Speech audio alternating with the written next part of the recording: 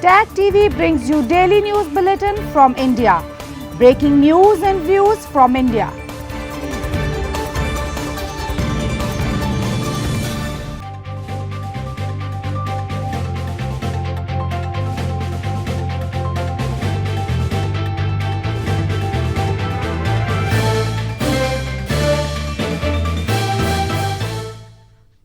Good evening. Welcome to South Asia Newsline. I'm Uzma Jafri. Here are the top stories we are tracking for you on Friday, the 2nd of August. India says seized Pakistan-made weapons from Kashmir pilgrimage route. UN renews support to Afghan elections.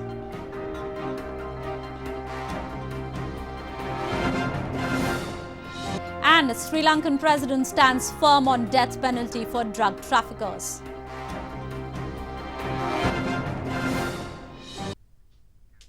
And now for all the details. The Indian Army on Friday said that Pakistani terrorists are plotting to attack the Amarnath pilgrimage, desperately trying to disrupt peace in India's Jammu and Kashmir.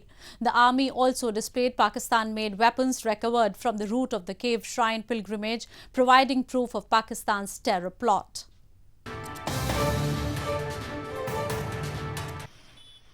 The Indian Army on Friday said that Pakistan Army and Pakistan-based terrorists are desperate to disrupt peace in India's Jammu and Kashmir. The statement was made during a press briefing by top officials of Indian Army, police and paramilitary forces in Srinagar city of Jammu and Kashmir. The officials said that in the last 3 to 4 days, the army has received specific reports of Pakistani terrorists plotting to carry out an attack on the Amarnath pilgrimage. They also displayed Pakistani weapons recovered from the route of the annual Hindu pilgrimage in Kashmir, providing proof of Pakistan's terror plot. With the Pakistan Ordnance Factory markings, which clearly indicates that Pakistan Army is involved in terrorism in Kashmir. And this is a message which we are very clearly telling you, this will not be tolerated and this will be at all costs negated. Later on Friday, the Jammu and Kashmir government issued an advisory asking Amarnath pilgrims to take necessary measures to curtail their stay and make arrangements to return as soon as possible. Back in 2017, at least 7 pilgrims on their way back from the Amarnath shrine were killed when their bus came under heavy firing from terrorists.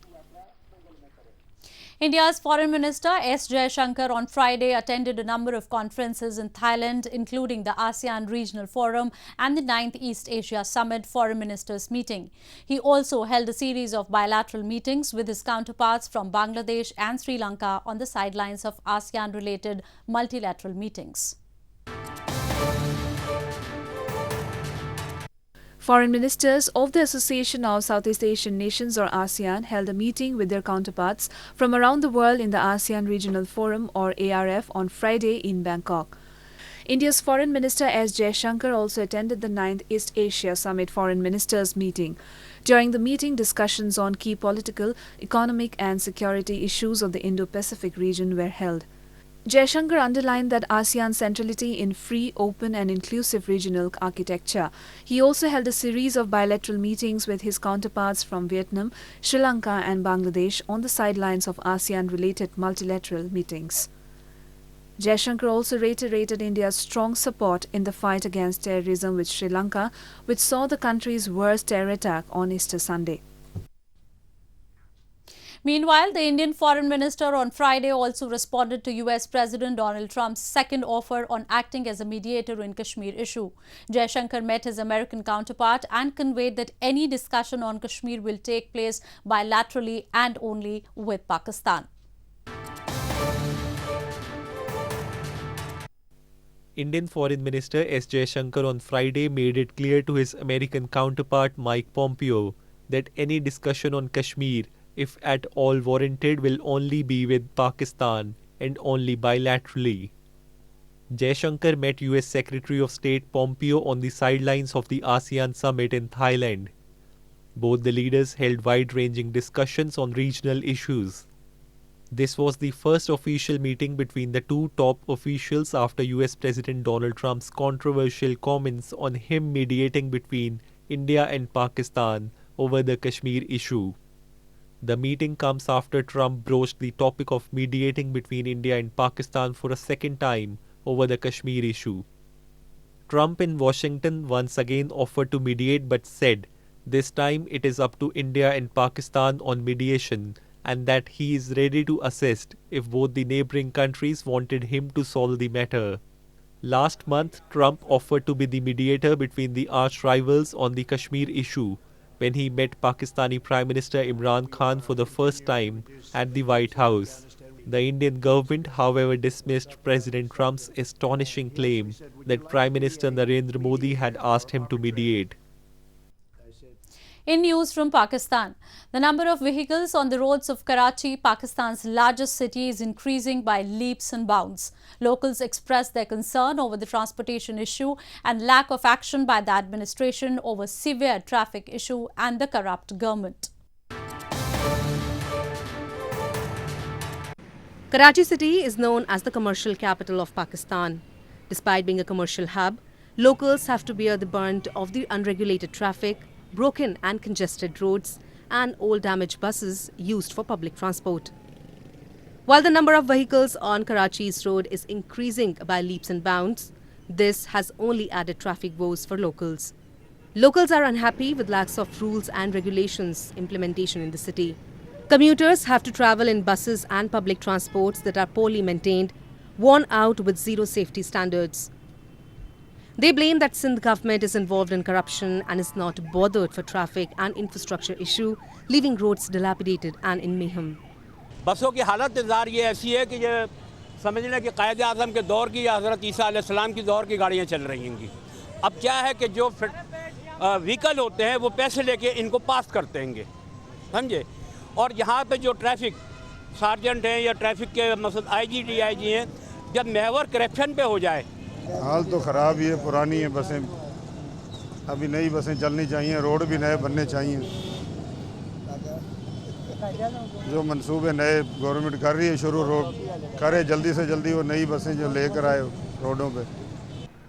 Locals said that the government has promised the people of change in the situation, albeit no progress have been made. They blame the corrupt traffic and transport officials for weak traffic management, who let the vehicles pass in exchange of meager amount of money. In news from Afghanistan, the presidential elections in Afghanistan are scheduled for September 28. The UN has reaffirmed its technical and financial support to the upcoming presidential polls. The UN mission in Afghanistan and the Afghan Election Commission on Thursday signed a project document based on which the UN reaffirmed its technical and financial support to the upcoming presidential poll. Speaking at a ceremony, head of the United Nations Assistance Mission in Afghanistan or UNEMA, Tadamichi Yamamoto, said that at least 4 internationally recognized electoral experts are working with the electoral bodies on areas pertaining to the process so that next election in the country is held in a legitimate way. The presidential elections in Afghanistan are scheduled for September 28.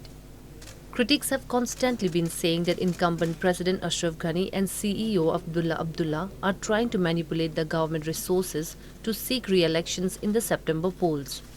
The UN Electoral Support Project provides direct support to Afghanistan's Independent Election Commission and the Electoral Complaints Commission to conduct the next electoral cycles in Afghanistan from October 2017 to December 2019, including the long-due parliamentary elections. Moving on to news from Sri Lanka. Sri Lankan President Maithripala Sirisena has maintained that he wants to go ahead with the implementation of the death penalty for drug traffickers.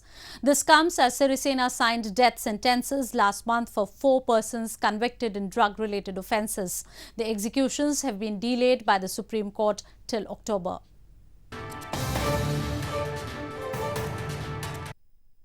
Sri Lankan President Maithripala Sirisena has maintained that he wants to go ahead with the implementation of the death penalty for drug traffickers.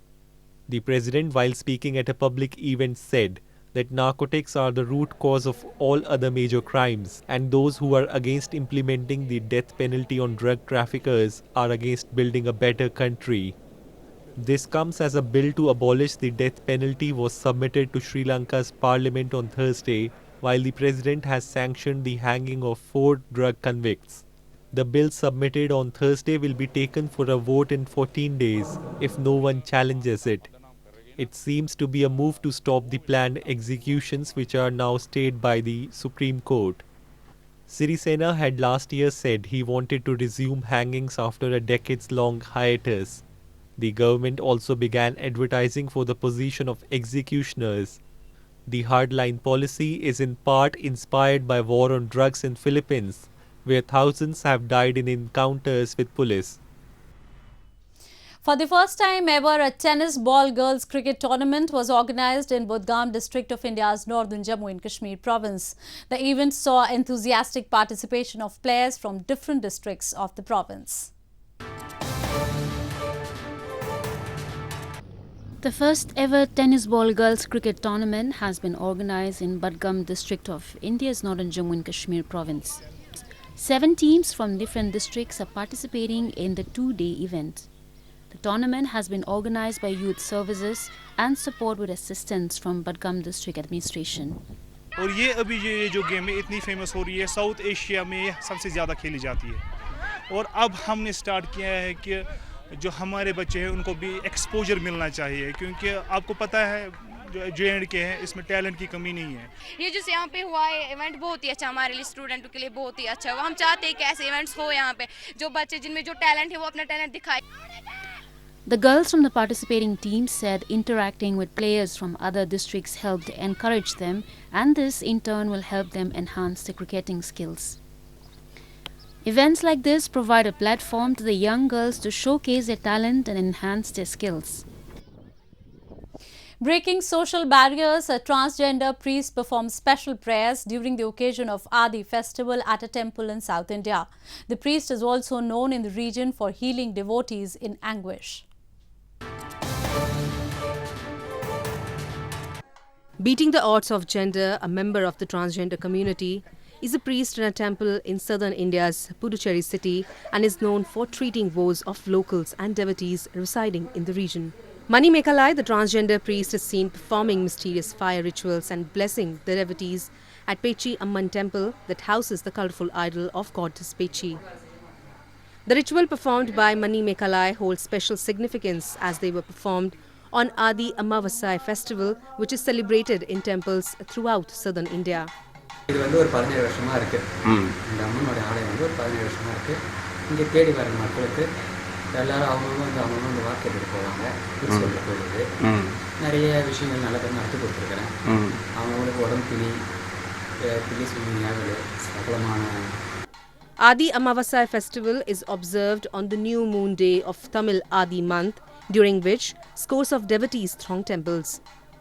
During the festival, devotees offer prayers in temples and honor their ancestors through rituals and feasts on this day. Well, that's the way it was in South Asia this evening. Before we conclude, the top stories once again. India says seized Pakistan-made weapons from Kashmir pilgrimage route. UN renews support to Afghan elections.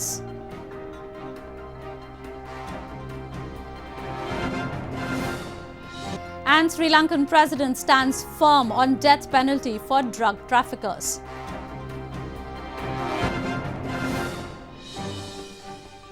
Now our viewers can watch the show on SouthAsiaNewsline.com. You can also visit us on Facebook.com/SAsiaNewsline and follow us on Twitter @SAsiaNewsline. That's all in tonight's edition. We will see you same time next week. Have a great weekend. Good night.